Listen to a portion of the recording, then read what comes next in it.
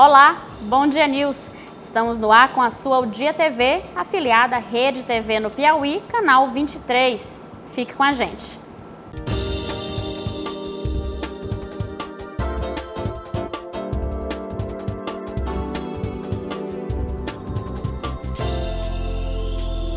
Vamos aos destaques da versão impressa do Jornal Dia de hoje.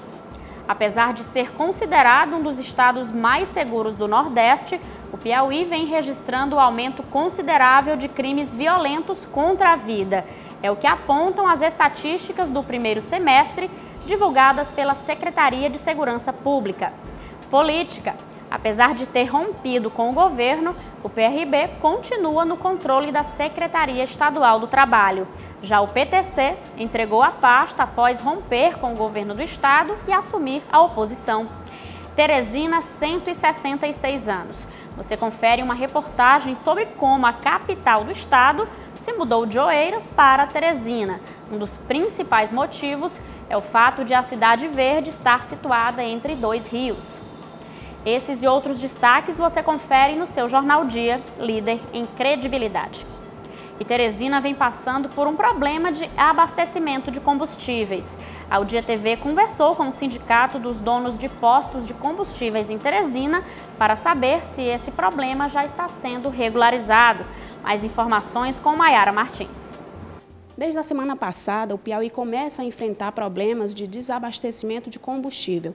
Para falar sobre esse assunto, a gente fala aqui agora com o presidente do Sindicato dos Postos de Combustível, Alexandre Cavalcante. Doutor Alexandre, o que foi que ocasionou esse problema do desabastecimento em alguns postos aqui da capital e do interior? Bom, a gente teve notícia que 2 navios atrasaram a entrega, isso dificultou a logística de distribuição. O primeiro navio, com S10, ele já atracou no Porto de São Luís e já começou a vir o diesel S10 para cá, para o Piauí. E isso vai fazer com que a gente entre em normalidade.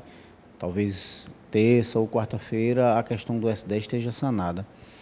Quanto à gasolina, a previsão do navio atracar é na quinta-feira, dia 15, então deve levar mais uns 3 ou 4 dias para que isso se normalize, porque é exatamente o trâmite de desembarcar a mercadoria e transferir para o trem e para caminhões para que possa chegar em Teresina. Que prejuízos isso está dando para os comerciantes, né, para os donos de postos de combustível e também para a população? A população já sente esse desabastecimento? Olha, para os postos o prejuízo é muito grande. Você vai passar, às vezes, 1 dia ou 2 dias sem combustível. A população não deve estar sentindo muito o efeito, assim. É chato, às vezes, ela para num posto que está acostumado a abastecer e vai ter que ir para o posto vizinho. Mas nada que possa deixá-la sem combustível. E lembrando que hoje a maioria dos carros são carros flex, então as pessoas podem optar por um segundo combustível, como o etanol, que a cidade está bem abastecida, então não vai haver grandes transtornos para a população. Para os empresários, aí ele vai ser oneroso para ele, porque você tem que manter toda a estrutura funcionando e de repente faltando 1 ou 2 combustíveis. Então não há problemas com o etanol. O etanol ele segue normal nas bombas, é só com o diesel S10 e com a gasolina. Perfeito. O diesel S10, ele deve, como eu disse, ele deve normalizar daqui a 1 dia, 2 dias. A gasolina deve demorar mais um pouco, mas não vai haver grandes problemas para a população. O que a gente pede à população é que, assim, não abasteça de maneira anormal, não fuja do seu padrão de consumo. Se você está acostumado a abastecer R$50, você continua abastecendo seus R$50. O perigo é uma corrida aos postos para meio que estocar combustível. Isso aí realmente vai agravar a situação. Em relação a reajuste no preço do combustível, essa crise, esse desabastecimento, ele pode vir a provocar esse reajuste, provocar uma alta no preço do combustível? Não, isso não é motivo para subir o preço de combustível, não. E a polêmica em torno da descriminalização do aborto vem envolvendo todo o país. Em Teresina, várias entidades se reuniram para debater o assunto. Enquanto o Supremo Tribunal Federal vem intensificando as audiências públicas para discutir a descriminalização do aborto até a 12ª semana de gestação, entidades em todo o país vêm promovendo debates locais sobre o assunto.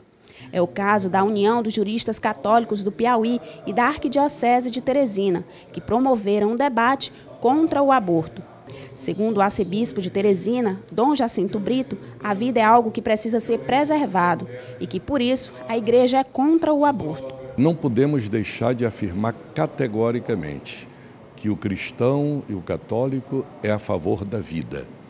Pena de morte para uma criança indefesa, um feto, que muitos insistem em dizer que não é uma pessoa, só que quando retira aquilo nunca mais vira pessoa, né? Sem aquilo ninguém é pessoa. Então a vida está contida ali como a árvore está contida na semente. De tal forma que a Igreja não tem uma posição diversa, nem evolui e nem involui. Ela repete aquilo que é o mandamento divino: não matarás. Para essa médica, os prejuízos na interrupção de uma gravidez são irreparáveis. Além dos aspectos psicológicos, ela destaca que desde a sua concepção, a natureza conspira a favor do feto e o organismo da mãe já fica mais vulnerável em detrimento do organismo do bebê.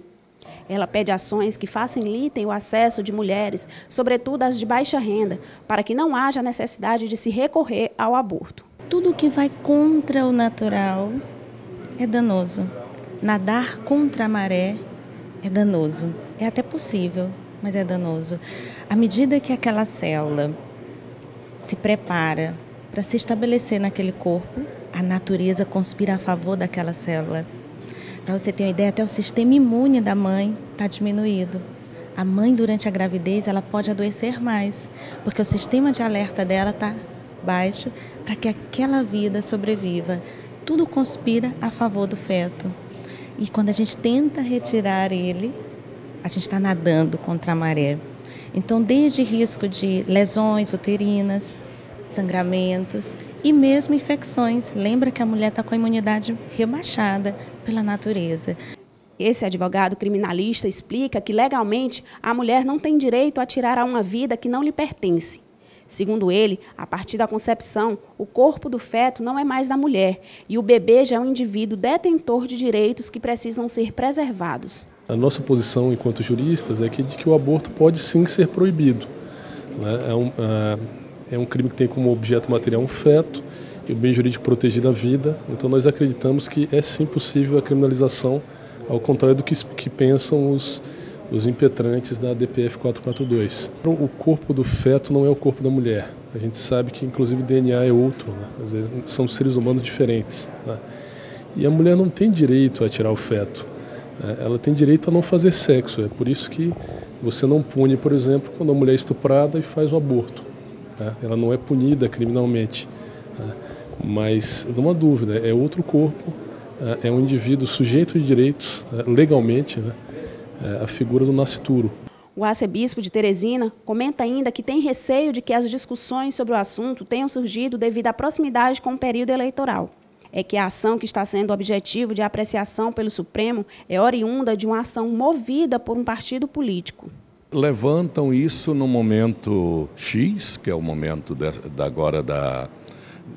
de eleições, e eu não duvido que haja aí um interesse de atrair, como eu já disse, eleitores que são simpáticos a essa causa e dizer: eu vou votar nesse partido porque é simpático a essa causa. Eu não estou dizendo que eles estão fazendo por isso, mas também não excluo essa possibilidade. A legislação brasileira não criminaliza o aborto em apenas 3 situações específicas.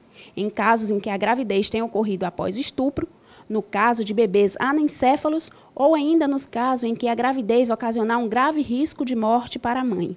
Apesar de serem frequentes os casos envolvendo a interrupção de gravidez em outras situações fora da lei, o número de prisões devido a abortos clandestinos, por exemplo, ainda é desconhecido.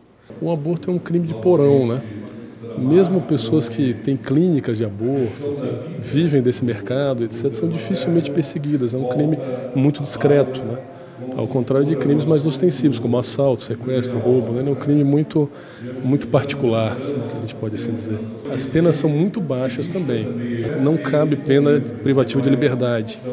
Geralmente são substituídas em pena restritiva de direito. Então, por essa razão, não há mulheres presas por isso. Vamos para um rápido intervalo e na volta vamos falar sobre a previsão do tempo para hoje e sobre um festival de flores que encanta todos os teresinenses.